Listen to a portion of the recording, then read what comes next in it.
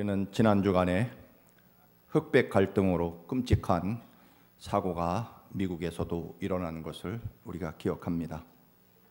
여러 가지 사회 현상에 대한 분석이 나름대로 있을 것입니다. 근데 저는 어느 글을 하나 읽었습니다만 그 글에는 그런 이야기가 있었습니다. 우리가 70년대까지만 해도 남자 혼자 벌어서 어렵지만 그래도 충분히 가족을 부양하던 그런 시절이 있었는데요. 80년대 넘어서 서서히 2000년대에 가까울수록 이제는 두 부부가 일하지 않으면 안 돼서 이제 여자들을 어쨌든 사회로 나오게 만들었고요. 그건 남녀 평등이라기보다는 어쨌든 그렇게 하지 못하면 살아가지 못하니까. 그리고 이제 지금 시대는 아이를 낳으면 안 되는, 결혼도 하지 말고 아이도 낳지 말고 혼자서만 겨우 살아야 되는 그런, 알고 보면 이게 점점점 잘 살아지는 게 아니라 점점점 이게 힘들어져 가는 그 시대를 분석하는 그 논문을 읽은 적이 있습니다. 사실은 맞다고 생각합니다. 요즘에 많은 사회 갈등이 있습니다만 그래서 사실은 그분의 분석은 시대가 변하지만 변하지 않는 사실은 결국 상위 1%들이 점점점 이 사회의 모든 부를 점점 더 독점해 가고 있는 것을 일반 대중들은 알지 못하고 여성이 평등해져서 사회로 나온 것처럼, 그리고 사회 문화가 결혼을 하기 싫어하도록 그렇게 사회 분위기가 그런 것처럼 책임을 돌리고, 심지어는 우리가 이렇게 어려운 것은 이제 이민자들 때문이다, 혹은 요즘에 흑인들이 메디케이드나 메디케어를 다 가져가서 그렇다 하는 식으로 공격의 대상을 이렇게 타겟을 이민자들이나 혹은 심지어는 모슬렘이나 흑인의 그런 가난한 사람들 탓이다라고 그렇게 몰아가는 그런, 우리 모르겠습니다. 여러분 중에 지지하는 분도 계시겠지만 트럼프 같은 사람은 바로 우리의 사회가 이렇게 된 것은 저 사람들 때문이라고 이렇게 타겟을 이민자들이나 혹은 가난한 사람들 탓으로 돌리는 그런 경향이 있다는 거죠. 어쨌든 우리가 이 시대를 살아가면서 사실은 누구 탓이고 누구 때문이냐라고 하는 것은 사회학자들이나 경제학자들이 나름대로 다 분석을 하겠지만, 그러나 하나님 앞에 서 있는 우리들의 분석은 무엇일까? 제가 그런 얘기를 했습니다만 저도 그 70년대, 80년대 미국 대통령 선거 때 그 기억이 하나 있는데요. 여러분도 혹시 기억나실지 모르겠습니다만 게리 하트라는 사람이 굉장히 유력한 대통령 후보로 그렇게 아마 선거 운동을 하다가 어느 날 이 불륜을 저지른 것이 들통이 나서 결국은 대통령 후보에서 하차하던 그런 기억이 제가 가슴에 많이 남아 있습니다. 이 말씀을 드리는 이유는요, 미국이라는 사회가 이제는 그런 거는 상관없죠. 이제는 불과 아마 20-30년 사이에 그것은 개인의 프라이버시일 뿐이다. 대통령은 대통령직만 잘 수행하면 되고, 예를 들면 부정직하거나 국민들을 속이고 개인의 사리사욕을 취하면 안 되겠지만 나머지는 노 프라블럼, 그 사람의 프라이버시일 뿐이다라고 하는, 그게 굉장히 사회가 발전해 가는, 넓어지는 것 같지만 하나님의 영적인 눈으로 보면 심각한 거죠. 그래서 요즘에는 극단적으로 아마 그렇게 봐야 되겠죠. 정말 이웃이나 사회에 피해를 주지 않는 범위 내에서 너희들 하고 싶은 대로 해라. 그런 시대가 돼간 것이죠. 아마 이렇게 돼 가다 보면 결국 미국도 모든 역사에서 흥망성쇠를 반복하는 그 대로마 제국처럼 아마 미국도 제 입장에서는, 목사의 그냥 일방적인 신앙적인 입장에서 보면 미국도 점점 희망이 없어져 가는 나라가 분명하다, 그렇게 생각을 해봅니다. 그렇다면 목사의 눈으로 미국을 어떻게 이 삶에, 또는 미국도 마찬가지이고 한국도 마찬가지라고 보여집니다. 결국 우리는요, 예수 그리스도께서 우리들의 삶과 우리 모든 사람들의 심령 속에 예수 그리스도의 십자가와 그리고 부활의 희망이 가득 담겨져 있지 않는 한은 우리가 인간이라고 하는 근본적인 본성을 바꾸어 놓을 수는 없고, 그렇게 되다 보면 물론 우리는 조직과 제도가 사회를 바꿀 수 있다고 잠시나마 우리는 그런 낙관론에 사로잡혀 살았지만, 결국은 그냥 목사의 눈으로 보면 참으로 이 세상은 점점 비관적으로 갈 수밖에 없다라고 하는 것입니다. 결국 이 시대를 살리는 유일한 희망은 우리는 또다시 예수 그리스도께서 십자가에 피 흘려 죽으신 그 은혜로 우리들의 삶이, 인간의 삶이, 인간의 본성이 그 은혜로 채워지지 않는 한은 이 땅에 진정한 평화와 생명은 존재할 수 없다라고 하는 것을 서두에 말씀을 드립니다. 사도행전과 빌립보서를 가지고 우리가 새벽마다 묵상을 했고, 정말 저의 신앙의 눈도 새롭게 열리는 그런 은혜로운 기간들이었습니다. 바울은 끊임없이 사도행전과 빌립보서에서 하는 얘기는 내가 버린 것은 무엇이며 내가 얻은 것은 무엇인지에 대해서 끊임없이 반복해서 이야기합니다. 바울이 버린 것, 심지어는 그가 말한 대로 배설물처럼 강단에서 더 선명하게 얘기하기 위해서 똥처럼 버린 것은 무엇이냐? 로마 시민권, 우리 조선시대로 말하면 양반 계급의 그 양반 권리라고 볼 수 있을 겁니다. 로마 시민권, 그 당시에는. 그리고 가말리엘이라는 위대한 스승에서 배운 엄청난 학벌, 그리고 히브리인 중에 히브리인, 율법을 철저하게 준수하고 종교인으로 살아온 바리새인이라는 이 모든 것들을 배설물로 버리고, 그리고 바울이 얻은 것에 대해서 끊임없이 말합니다. 나는 그런 것들을 버리고 예수 십자가와 부활을 얻었다. 그래서 내 삶은 비로소 기쁘도다. 여러분도 기뻐하십시오. 또 내가 말합니다. 여러분 기뻐하십시오. 나는 이런 모든 것들을 버리고, 인간적이고 육체적인 것들을 버리고 나는 예수를 얻었습니다라고 말합니다. 결국 바울 사도는 말합니다. 여러분, 예수 안에 서 있어야 됩니다. 십자가 은혜 안에 서 있어야 됩니다. 부활의 소망과 영원한 하나님 나라를 소망하며 우리의 삶이 여기가 아니라 우리는 영원한 그래요? 그럼 아저씨 돈가스와 커피 주세요. 돈가스 없잖아. 없다고 했잖아 이놈아. 아, 미안해요 아저씨. 그러면 돈가스만 주세요. 그렇게 얘기. 역시 아재 개그라 안 낀가 봐요. 여러분, 해석이 다르겠지만 굳이 썰렁한 사오정 시리즈 유머를 하는 이유는 이 시대에도 상대방이 뭐라고 하든 내가 메뉴를 고집하는, 그게 세상 것이 아니라 세상이 뭐라고 해도 이제 교회가 세상 풍조와 문화를 따라가서 그렇게 흡수되면서 살아갈 일이 아니라 다시 우리는 수많은 우리의 신앙의 선배들이 그토록 피를 흘리며 생명을 가지고 또 바울 사도가 그의 평생을 바쳐서 고집했던, 여러분, 나는 이 모든 삶을 포기하고 예수를 얻었습니다. 십자가의 은혜를 얻었습니다. 부활의 소망과 능력으로 저는 살아갑니다. 그것을 이제는 오히려 더 고집하는, 그러지 않으면 이 시대를 우리가 구원할 수 없다라고 하는 것입니다. 동성애, 물론 그들을 이해하고 좋죠.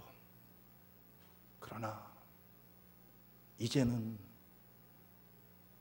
세상과 조화를 이루며 살아가자는 것, 그 좋은 소리 이제는 좀 내려놓고 다시 우리의 기독교가 처음 출발하며 지키려고, 그리고 수십만 아니 수백만 명들이 피를 흘리며 지키려고 했던 예수 그리스도의 십자가의 은혜와 부활의 소망을 다시금 이 시대에 내놔야 되겠다는 것입니다.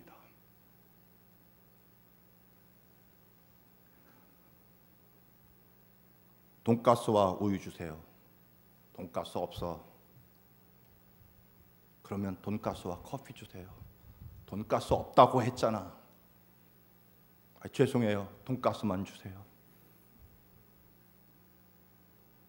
오늘 이 은혜가 요청되는 이 시대에 다시 한번 수로보니게 여인으로 알려진, 마가복음에서는 수로보니게 여인, 오늘 마태복음에서는 같은 이야기지만 가나안 여인으로, 그리고 마가복음에서는 헬라말을 하는 수로보니게 여인으로, 그런 여인이 예수님이 두로와 시돈 지역을 방문해서 이제 시내로 들어갈 때 저 뒤에서 소리를 지르기 시작합니다.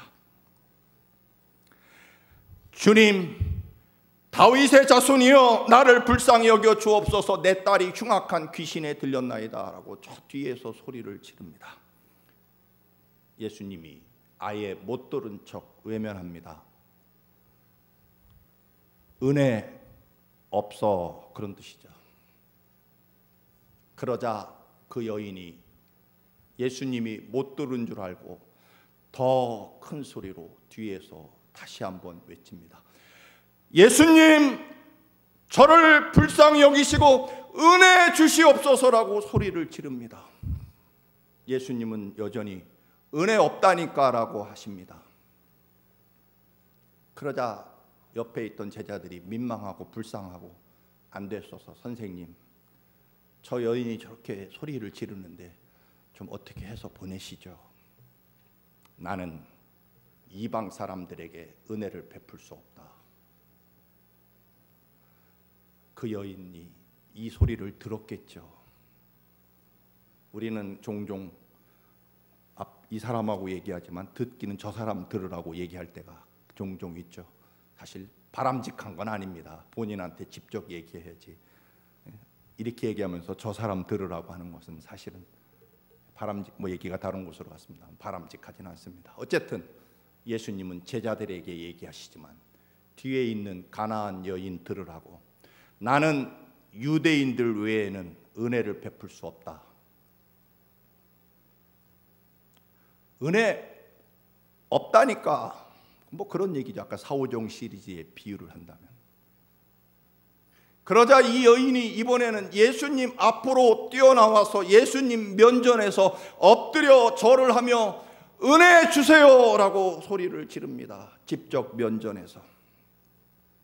예수님이 은혜 없다고 했잖아, 그런 뜻이죠. 그래도 이 여인이 물러날 기색을 보이지 않으니까 예수님이 말씀합니다. 나는 내 자식 빵을 뺏어다가 개에게 던져줄 수 없다. 얘기가 여기서면 끝나야 되는 얘기죠. 이런 엄청나고 비극적인 그런 얘기가 있을 수 있습니까? 그런데 더 놀라운 사실이 일어나죠. 선생님, 제 딸이 흉악한 귀신에 들렸습니다. 나를 불쌍히 여겨 주옵소서. 선생님, 불쌍히 여겨 주십시오. 은혜 베풀어 주옵소서. 은혜 없어. 은혜 없다니까. 은혜 주세요. 은혜 주십시오. 은혜를 달라는 말입니다. 은혜 주십시오. 저 은혜 없으면 삶의 존재 의미가 없습니다. 선생님, 은혜 주십시오.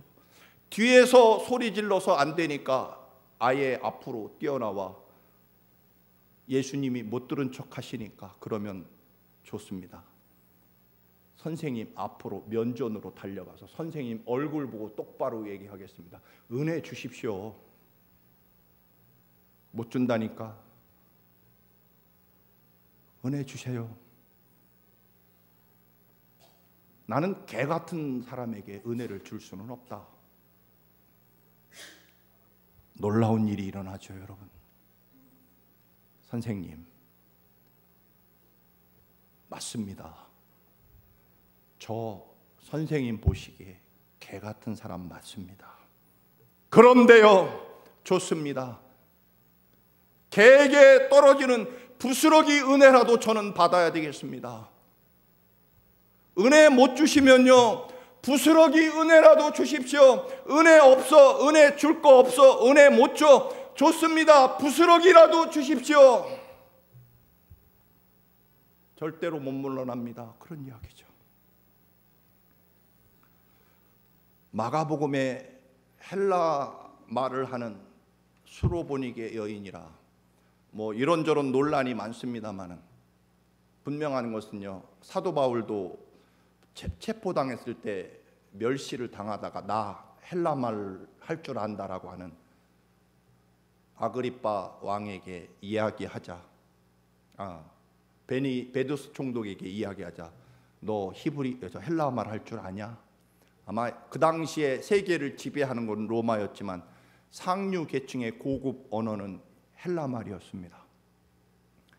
그래서요, 아마 우리가 60년대, 70년대 그 힘들고 가난한 시절에 영어를 잘하면 굉장했죠. 마찬가지로 그 당시에 헬라 말을 한다는 것은요, 굉장한 그런 품위 있고 고급스러운 그런 삶이라고 볼 수 있겠죠. 그리고 아마 그리스에서 뭔가 주재원으로 요즘 말로 말하면 아마 그렇게 거기에 와 있었는지도 모릅니다. 어쨌든 분명한 것은 굉장히 천한 여인은 아니라는 겁니다. 왜냐하면 예수님과 대화를 한 모습을 보면 알 수 있습니다. 어쨌든 그렇게 나름대로 품이 있고요, 고상하고 귀족으로 살아온 이 여인이 끝까지 은혜 주십시오.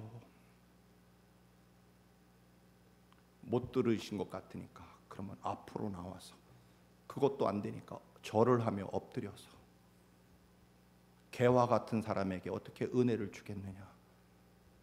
맞습니다. 그렇게 말씀하셔도 좋은데요, 저는 은혜 받아야 됩니다. 무슨 은혜라도요. 그러면 개가 먹는 부스러기 은혜라도 주십시오. 왜냐하면 제 딸이 고침받지 않으면 제 삶도 없기 때문에 그렇습니다.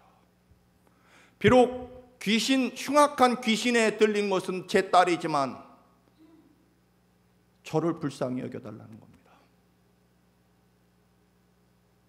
그리고 결과적으로 내 믿음이 참으로 크도다, 네가 믿는 대로 될 것이다. 흉악한 귀신에 들린 건 딸이지만 고침받는 것은 어머니의 믿음으로 고침받게 됩니다. 여러분, 제 딸 고쳐주십시오, 그게 아닙니다. 나를 불쌍히 여겨 주옵소서. 예수님이 은혜 줄 수 없다. 결국 이 여인을 향한 주님의 거절의 강도가 높아지고 자존심이 상해지는 강도도 커지고 멸시와 무시도 높아지지만 이 여인의 간구도 커집니다. 간절함도 더 커집니다. 믿음도 더 커집니다. 그리고 그의 자존심은 점점 낮아지고 겸손함도 점점 낮아집니다. 우리는 은혜 받는데 문제가 바로 여기에 있습니다. 은혜를 많이 받으려고 목소리도 커지지만 여전히 우리들의 육신의 삶도 커지게 되는 그런 경우가 많은 거죠. 여러분, 우리는 간절함과 은혜를 사모함이 커지면 커지고 믿음이 커질수록 우리의 육신의 삶과 우리들의 자존심은 점점점 낮아져야 됩니다. 같이 높아지려고 하면 안 된다는 겁니다.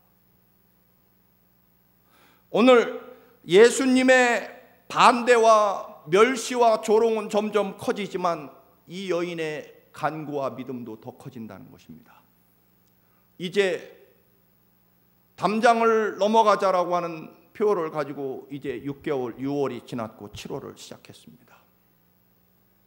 여러분은 어떤 담장을 넘었느냐 하는 것입니다.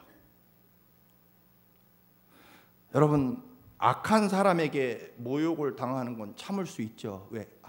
워낙 악한 사람이니까. 그러나 여러분, 믿고 친한 사람들이 주는 배신과 상처는 사실은 참 영원히 그게 지워지지 않죠. 오늘 주님께 받은 그 배신감, 모욕과 멸시는 아마 이 여인이 평생 접해보지 않은 것이었을 것입니다. 그런데요, 상관없다는 것입니다. 상관 있겠죠. 그런데 내 간절함과 믿음이 주님이 주시는 모욕과 멸시보다 크다는 겁니다. 은혜 주세요. 은혜 없어. 은혜 주세요. 은혜 못 줘. 은혜 달라니까요.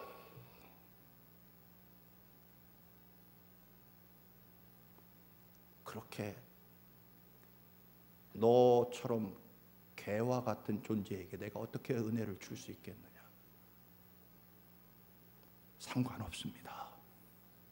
개가 주인 먹다 남은 부스러기 은혜, 저요 꼭 무슨 일이 있어도 은혜 주세요. 야곱이 언제부터 진정한 생명과 축복을 얻습니까? 형 에서와 싸워서 형을 물리쳐가지고 형의 모든 재산을 다 가로채서 그가 위대한 사람이 된 것이 절대 아니죠. 그렇지 않습니다. 야곱은요, 하나님과 싸웁니다. 그리고 비로소 야곱은 이스라엘이라는 위대한 이름으로 그는 하나님 앞에 서게 됩니다. 누구와 싸워서요? 형 에서와 싸워서 이기는 것이 아니라 하나님과 결국은 싸우죠. 놔라, 못 놔요. 놓라니까 못 놓습니다. 언제까지요? 저를 축복해 주실 때까지.